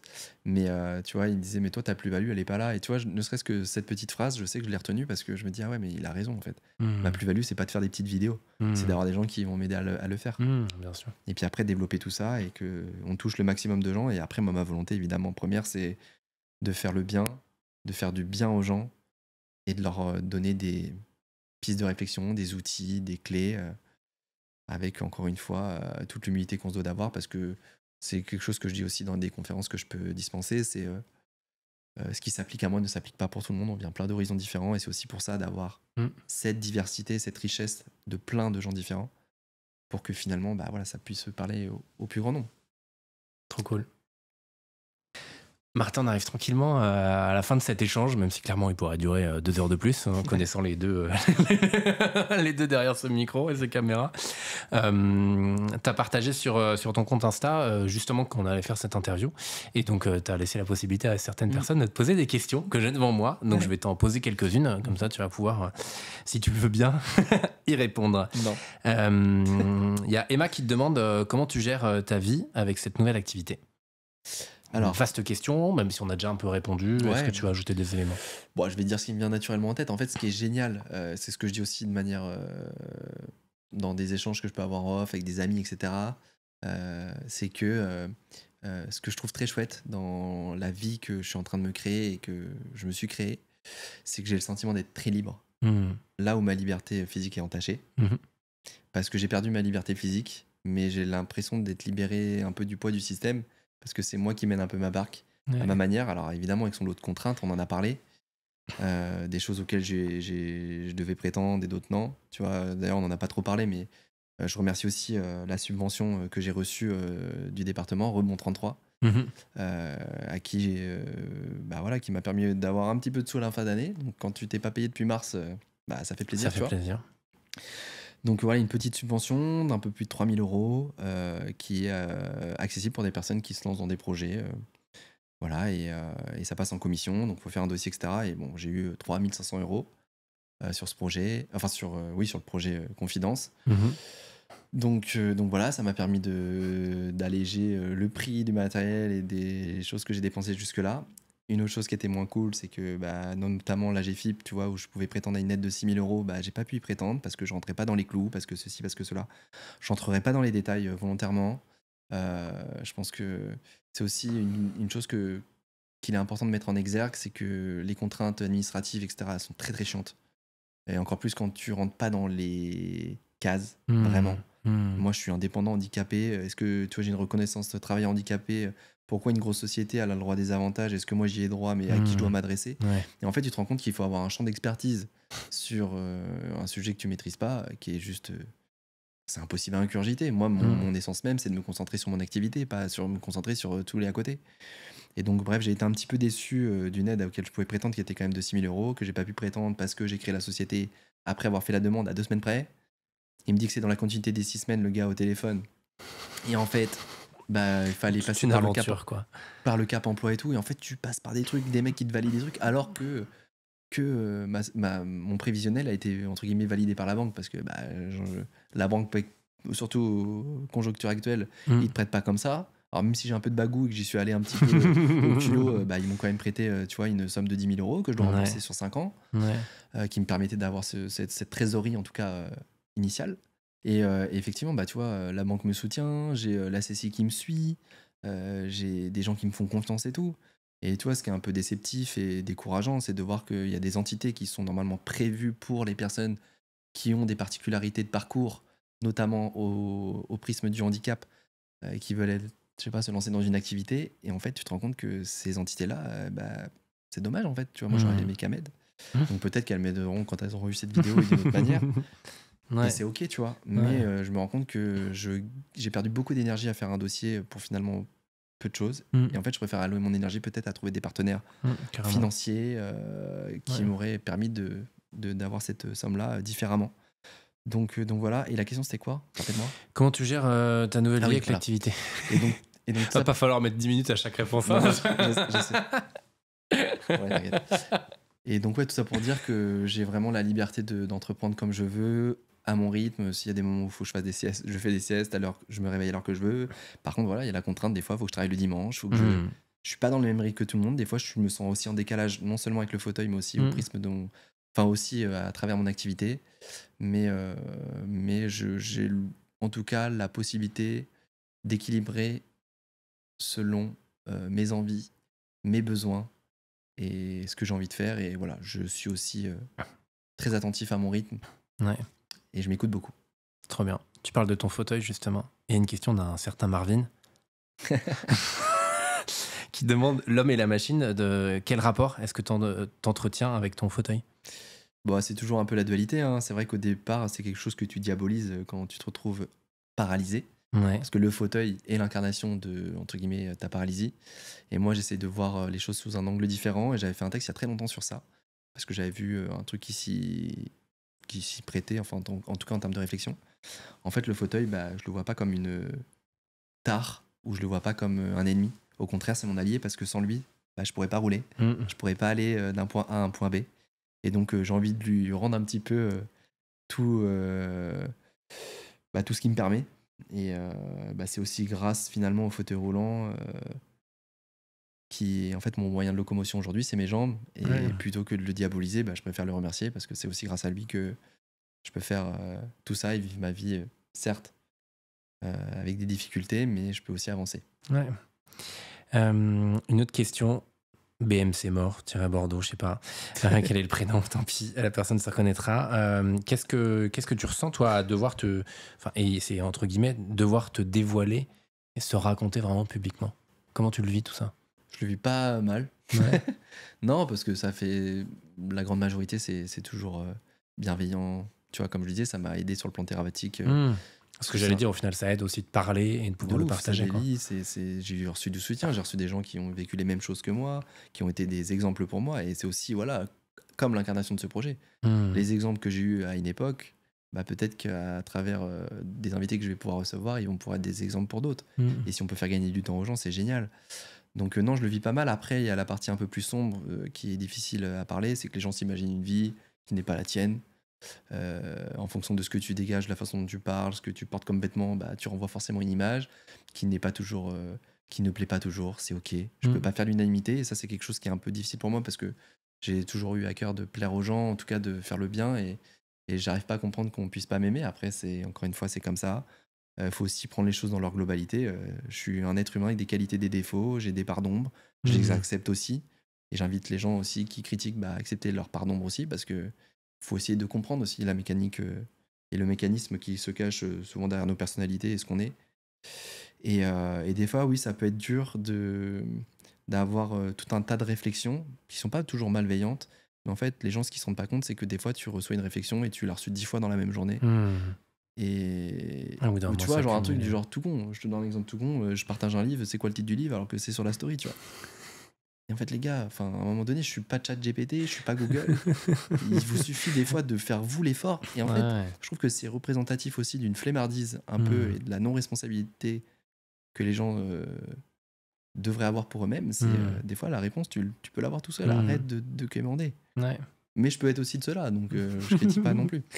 Justement, tu parles de ça. Comment tu gères ta notoriété? Parce qu'au final, tu as dépassé les plus de 100 000 abonnés maintenant sur Insta depuis un peu de temps. Est-ce que ça change quelque chose? Non, parce que pour moi, c'est un chiffre. Je pense qu'avec la maturité, ce que je fais, etc., les gens que je rencontre, j'essaie de rester les pieds sur terre. C'est un grand mot.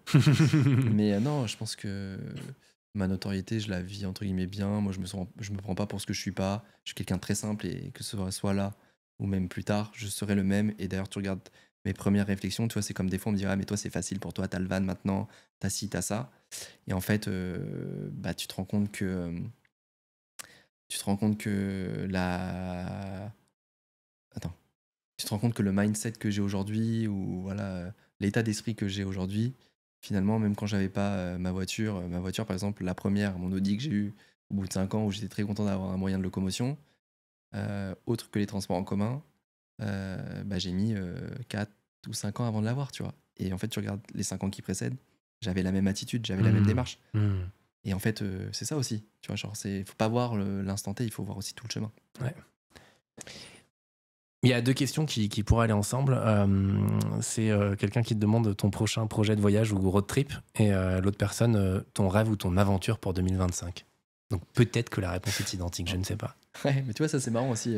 Tu vois, je parle de les gens qui s'imaginent ma vie et tout. Moi, je suis très souvent à la maison. Ouais. Alors oui, je pense à plein de choses. Je dois m'organiser pour plein de trucs. Je dois penser à 1000 choses en même temps et tout. Alors des fois je peux faire des déplacements, mais en général quand je fais des déplacements, je les mets en avant en story, donc on s'imagine que je fais plein de trucs, alors que des fois je suis là pendant 4 semaines, ce qui est le cas actuellement, et d'ailleurs ça me fait du bien, parce que tu vois, comme je disais, j'écoute mon rythme. Tu vois, un truc que je parle pas, mais ça fait très longtemps que je suis pas parti en vacances. Je pars pas souvent, je dépense pas beaucoup, je me fais pas vraiment plaisir pour moi-même, parce que déjà il y a la contrainte du fauteuil, les appréhensions de partir tout seul, etc. Donc tu vois, je chemine encore sur cette volonté-là.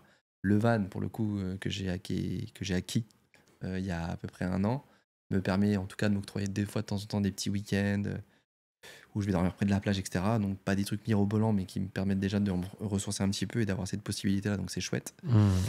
Mais voilà, donc pour le moment, pas de voyage vraiment de prévu. Et alors je peux pas en parler.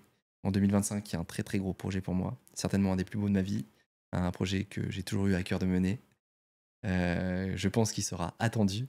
Donc rendez-vous en septembre 2025. Et voilà, on y travaille et ça prend du temps. Là, le teaser de ouf. Très envie de savoir. Quelqu'un te pose une question un peu plus perso. Est-ce que tu arrives à te projeter en tant que papa, malgré le handicap? Parce qu'on n'a pas du tout parlé dans cet épisode-là de couple. Pour le coup, ça, on pourra faire une vidéo. On pourra faire une vidéo complète là-dessus, parce que c'est intéressant aussi comment t'as réussi à gérer ou pas ça d'ailleurs. Mais en tout cas, la personne te demande en tant que papa, est-ce que tu imagines une vie de famille? Comment tu vois le truc? Je sais qui a posé la question, parce que c'est moi qui ai reçu les questions sur mon compte que je t'ai transféré. Je sais que tu sais. C'est Lola. Donc Lola, d'ailleurs, c'est la vidéo qui a le mieux marché depuis le format confidence, qui a fait plus de 50 000 vues, que je vous invite aussi à aller regarder. Qui est une nana qui est exceptionnelle, que j'adore, qui est d'une gentillesse infinie. Voilà, je pourrais te tarir d'éloges pendant longtemps, Lola, mais on est pris par le temps, parce que dans 5 minutes, il doit partir. Notre ami Théo. Et Lola, donc c'est une maman tétraplégique, comment s'est passée sa grossesse, l'accouchement, la parentalité. Voilà, c'est des choses qui je trouvais essentielles d'en parler. Alors que pourtant, tu vois, je suis pas forcément concerné par le sujet. Et tu vois aussi ma volonté d'avoir des témoignages comme le sien. Et d'ailleurs, là où j'ai été très content, c'est qu'elle a été contactée par d'autres médias. Donc finalement, Trop cool. Du point d'ancrage de ce projet, finalement, elle a pu aussi propulser, faire rayonner en fait sa réflexion, et ça touchera peut-être d'autres personnes au prisme de médias. Tu vois, je sais qu'il y a des médias qui l'ont contactée. Et je me dis, putain, je suis trop content, c'est l'initiative de cette vidéo qui a bien marché sur YouTube. Trop bien. Et en fait, elle va pouvoir diffuser le message encore plus largement. Et toucher des personnes peut-être différentes de celles qui me suivent. Donc voilà, et donc je sais que c'est Lola qui m'a posé la question. Donc non, après c'est vrai que c'est une réflexion que j'ai eue au tout départ de mon accident. C'était d'ailleurs un sujet très sensible pour moi. Alors bien que pour le moment, je peux pas faire des enfants tout seul. Il faut être deux, à ce qui paraît. Voilà, après ça c'est d'autres réflexions de trentenaire. On pourrait faire un épisode rien que sur ça. Mais je sais que moi c'est quelque chose qui me tiendrait à cœur. Voilà, après il faut faire avec la bonne personne, etc. Et c'est quelque chose qui me touche beaucoup, de vouloir avoir des enfants. Parce que je pense que ça serait une belle revanche, et puis voilà, c'est en moi. Et je sais que la première fois que j'en ai parlé, c'était au centre de rééducation avec une infirmière. Ah mec, j'étais vraiment pas bien, tu vois. Et j'en ai parlé jamais à personne, et je pense que c'est une des premières fois où d'ailleurs j'en parle. Je suis dans ma chambre et tout, en réa, et je suis avec Erika, le cause, qui vient à ma chambre, et puis je sais pas, j'étais pas bien à ce moment-là, et puis je pense que c'était un moment aussi où j'avais le contre-coup de beaucoup de choses, entre ma récupération qui n'évoluait pas, etc. Puis les questions que j'étais en train de me poser sur quel va être mon devenir. Et c'est vrai que je sais plus, je commence à lui parler de papa, que j'allais pas être le... Tu vois, même d'en parler, c'est chaud, tu vois. Et putain, je pensais pas que ça allait me faire ça, tu vois. Je vais reprendre... Bah non, mais garde ça. Soyons professionnels. Ah bah non, mais garde ça, au contraire, t'es très pro. Hein. C'est pas Ouais, parce que t'es ému que t'es pas pro. Hein. Ouais, mais tu vois, genre, c'était un truc où je me suis dit, ouais, je vais pas être le même papa que tout le monde et tout. Et à la base, ça me pesait parce que, tu sais, genre, quand tu te construis en tant qu'homme, qui a été aussi d'ailleurs très personnel, tu vois, on est sur des spasmes, la réalité aussi. Et c'est vrai que tu te construis une image de ce que tu es, de ce que tu vas être. Et en fait, comme un château de cartes, tu vois, ça c'est...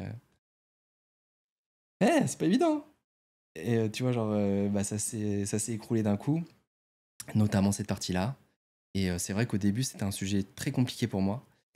Et en fait, au fil des années, au fil de mes rencontres, au fil de tous ces exemples que j'ai pu rencontrer, bah, je sais que ça sera différent, mais je pense que ça sera encore plus stylé, tu vois. Parce que je serai un papa différent, je pourrais pas faire la même chose, je sais que j'aurai mon lot de frustration. Tu vois, on parle de Lola, elle a mis une vidéo la dernière fois. Putain, sa mère. Du coup, ça va s'allonger un peu là. C'est très bien. S'il y a de l'émotion. Putain, je pensais pas, mec. Pourtant, j'ai l'habitude de parler, mais.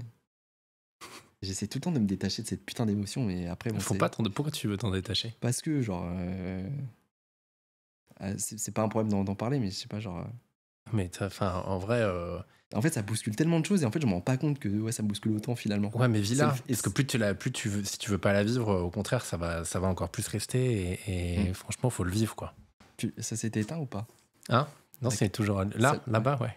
Détourne pas l'attention, je vais rallumer. Mais... Vas-y. Parce que quand tu parles, c'est bien que ça soit sur toi. Après, je pense qu'on a bientôt fini de toute manière. Je vais te redire la même chose. En vrai, cette émotion, vis-la, quoi. Mm. Accepte-la, parce qu'au contraire, si tu la repousses ou que tu la refuses, Ouais. ça fait partie du tout, quoi. Ouais, ça fait partie du tout. Puis bon, je pense qu'il y a beaucoup de choses qui se bousculent et beaucoup parlé. Puis tu sais, genre, juste de faire la rétrospective de finalement tout ce qu'on vient d'évoquer là, Ouais. bah, ce qu'on voit pas, c'est que ça a été une galère de ouf, tu vois. Ouais. Et on en est à ce résultat-là, donc ouais, j'en suis fier, tu vois. Et du coup, donc ouais, tout ça pour dire que oui, je pense que ça se passera bien. J'aurai mon lot de frustration. Et oui, l'image que je voulais donner, c'était ce qui me faisait un peu de la peine à le dire, tu vois. Je vais encore avoir du mal à le dire, mais tu vois, genre. Ah putain, mais je vais pas y arriver, hein. Si. Non, je vais pas y arriver. Respire, t'inquiète. Moi, je te fais confiance. Tu vois, quand t'as Lola qui prend une vidéo.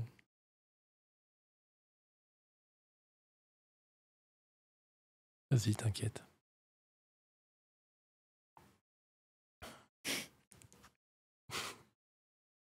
Tu vas me faire chialer aussi, en plus. Ah, je te jure.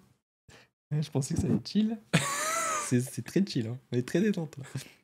Non, mais tu vois, genre, je vois Lola qui prend en photo ou une vidéo avec son mec, avec ses enfants sur la plage. Et forcément, tu transposes, tu vois. Et je sais que ça serait une frustration pour moi. Et bref, je vais reprendre un peu du poil de la bête. Mais je sais que à la fois, ça serait une frustration. Mais finalement... Putain, sa mère. On va y arriver.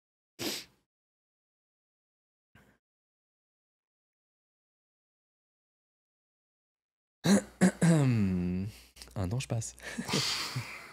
Mais à la fois, je sais que voilà, ça sera aussi un... Ça va me donner, je pense, une vie plus riche, tu vois, dans la tête. Ouais. Et après, je sais pas si j'en aurai un jour, d'ailleurs, c'est un peu ridicule de pleurer, tu vois. Mais je sais que voilà, les valeurs que je vais transmettre, si un jour j'ai des enfants, je pense que quand ils verront ça... Parce qu'évidemment qu'il faut être fier de soi, qu'il faut rendre les gens fiers autour, etc. Mais si tu peux inculquer les bonnes valeurs, voilà, je sais que mon rôle, il sera aussi là, tu vois. Donc, puis c'est aussi le voilà, se décharger un peu de ses frustrations. Et finalement, l'essentiel, c'est que qu'il soit heureux. Et de toute manière, quoi qu'il arrive, je sais que je le serai aussi et que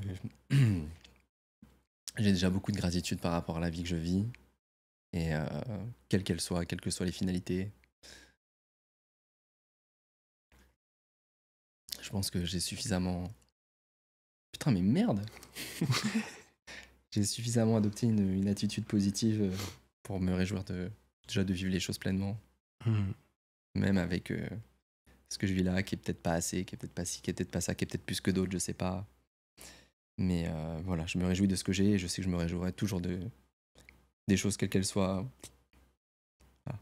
L'essentiel, il est souvent pas là où on le pense. Et puis c'est dans ce que tu... Où on met l'attention en tout cas. Exactement. Puis c'est aussi dans ce que tu vas leur transmettre et l'amour qu'on transmet. C'est aussi ça. Au-delà des choses qu'on peut faire avec les gens, c'est... Ça va mieux. C'est bon, tu respires. Ah, ça va mieux.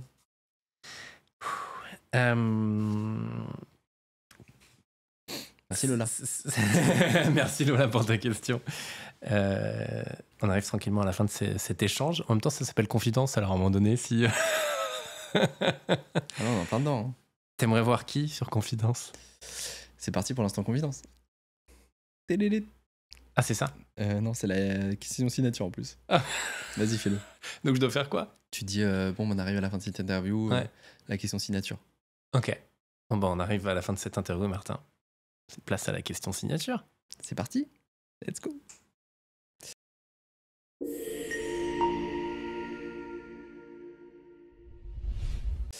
Alors, c'est quoi la question signature? Alors, c'est quoi la question signature? Non, moi, je te la pose la question. T'aimerais voir qui sur confidence?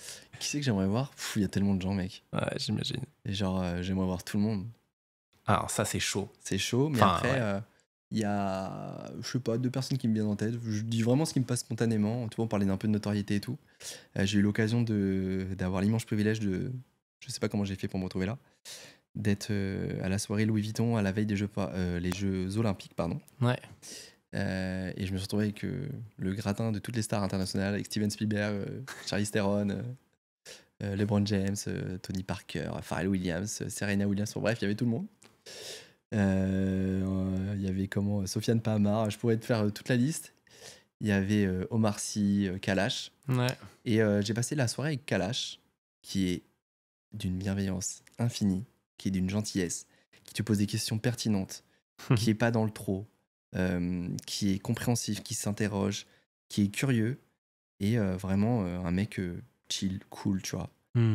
Et tu vois, genre, ce que j'ai bien aimé quand on a un peu discuté, c'est que, bah, tu vois, quand on voit les artistes, leur train de vie, etc., on s'imagine pas la vie qu'ils ont derrière. Et il m'a dit des choses, tu vois, par rapport à ses concerts, que bah, il s'est retrouvé dans des états très compliqués, tu vois, même physiquement, parce que psychiquement, je pense qu'il y avait, tu vois, quand t'enchaînes les dates, les machins, les trucs, le mec, mais qu'à un moment, tu restes un humain, tu vois. Et de tout le temps être sur la lumière, enfin, dans la lumière, d'être sollicité et tout, c'est fatigant de ouf. Et tu vois, il me disait qu'il a eu des moments d'angoisse et tout. Et je trouvais ça hyper intéressant, tu vois, parce que c'est aussi humaniser aussi Ouais, bah ouais. des univers qu'on méconnaît. Et je pense que Kalash, j'aimerais beaucoup qu'il vienne. Donc je sais pas s'il verra cette interview. En tout cas, tu vois, c'est cool. Il est très gentil. C'est un des seuls, tu vois, genre, même quand il y a eu les Jeux paralympiques, à avoir partagé, tu vois, un post que j'avais fait quand j'y étais, quand j'ai fait le témoignage à la cérémonie d'ouverture. Donc Ouais. déjà, grosse Énorme. grosse fierté et satisfaction, évidemment. Mais tu vois, genre, t'as beaucoup de gens qui prétendent, tu vois, vouloir faire avancer les causes et tout. Il y a beaucoup de gens qui ont du pouvoir et qui ont potentiellement la possibilité de le faire. Et tu vois, lui, je lui ai rien demandé. Il l'a fait, tu vois. Et genre, ça m'a beaucoup touché. Ça m'a beaucoup touché. Il m'a envoyé un message pour mon anniversaire dernièrement. Le mec, c'est Kalash, tu vois. Et, Donc Kalash. et pourtant, tu vois, loin de l'image aussi du rappeur qu'on peut se faire. Ouais. Et bref, un mec adorable. Et il y aurait lui ou après Omar Sy, que j'ai aussi rencontré à cette soirée-là. Et je lui ai dit, je savais que j'allais te rencontrer un jour. Pour la petite anecdote, j'ai été voir 3 fois le film Intouchable au cinéma. Ah ouais. Et en fait, bah, c'est le seul film que j'ai été voir au cinéma 3 fois. Et bah, quelques années après, je me retrouve tétraplégique. Et en plus, c'est quelqu'un voilà, que je trouve qui incarne beaucoup de choses. Tu sens que c'est quelqu'un de bienveillant, qui a envie de bien faire. Et qui est pas dans quelque chose de polarisé, qui a un discours qui est pour moi unificateur. Unificateur, ouais. Bon, les deux passent. Les deux passent. Ça passe. Ça passe. On comprend l'idée. On comprend l'idée. Voilà. Et c'est quelqu'un que j'aimerais bien faire venir. Et en plus, je lui dis, pour l'anecdote, on est né le même jour, le 20 janvier. Donc, toi, je lui ai envoyé un message. Il m'a pas répondu, mais il m'a repartagé en story. Et il me dit, ce que je dis, je t'écris à chaque fois pour ton anniv, mais tu me réponds pas. Et il me dit, bon, bah, ça sera au moins une fois dans l'année, on pourra au moins s'écrire un message. Ouais. Bon, il m'a pas répondu, mais il a repartagé. Donc, c'est qu'il a vu, et déjà, c'est cool. Et puis, bon, je suis aussi très lucide sur le fait que les mecs, ils sont sursollicités et qu'ils peuvent pas donner leur attention à tout le monde. Mais voilà, c'est des gens qui, moi, m'inspirent au quotidien. Et voilà, donc Kalash ou Omar Sy, ça serait très chouette qu'ils viennent sur le format. Peut-être, who knows. Merci Martin. Ben, merci à toi Théo. Il y a un truc que j'ai pas tout lu dans les personnes qui t'ont envoyé des messages, mais il y avait beaucoup de merci. Donc je te les envoie aussi parce que plein de personnes ont dit merci pour tout ce que tu fais. Ben, merci à toi ce que surtout. Tu crées. Merci à eux évidemment. Je ne suis qu'un passe-plat. Un passe-plat. J'ai l'image en tête, c'est drôle. Non mais c'est très cool et je te remercie parce que bah, encore une fois, tu vois, c'est les rencontres. Tu vois, on s'est rencontrés toi dans le cadre de ton podcast aussi, qu'on peut mettre en avant, qui est le Pompon. où tu as fait beaucoup de choses. Et d'ailleurs, il faut savoir que, tu sais, si j'ai acheté ces micros-là, c'est aussi en partie grâce à toi. Parce que quand on avait fait ton truc, je dis putain, le son est incroyable. Et donc, je me suis un peu équipé en m'inspirant un petit peu de ce que tu avais. Et puis voilà, là, c'est cool, tu vois, ça s'est fait de manière spontanée, on s'entend bien. Le feeling est bien passé. Tu m'as présenté aussi Marvin qui m'a aussi aidé, bah, tu vois, pour juste cette peinture qui est derrière, pour déplacer le macramé. Exactement. Voilà, et en faire fait, les trous dans le mur. T'as beaucoup faire les trous dans le mur, etc. Et tu te rends compte que voilà, c'est aussi tout ça qui a fait qu'on en est là aujourd'hui. Donc c'est très chouette. Merci beaucoup. Merci pour ce format. Merci pour Confidence. Toutes les personnes qui nous regardent, je vous invite à vous abonner pour avoir l'alerte à chaque fois qu'il y a une nouvelle vidéo qui sort, parce que vous l'avez compris. Activez la cloche. Activez la cloche. Je pense qu'elle apparaît à un moment donné dans un an. Non, c'est pas ça. Là, oula. Et comme ça, vous avez compris, encore plein de vidéos qui vont sortir. Et puis suivez Martin El Marticino sur différents réseaux sociaux. On peut me suivre aussi. On peut me suivre aussi, oui, accessoirement, Théo Rodage, voilà, exactement.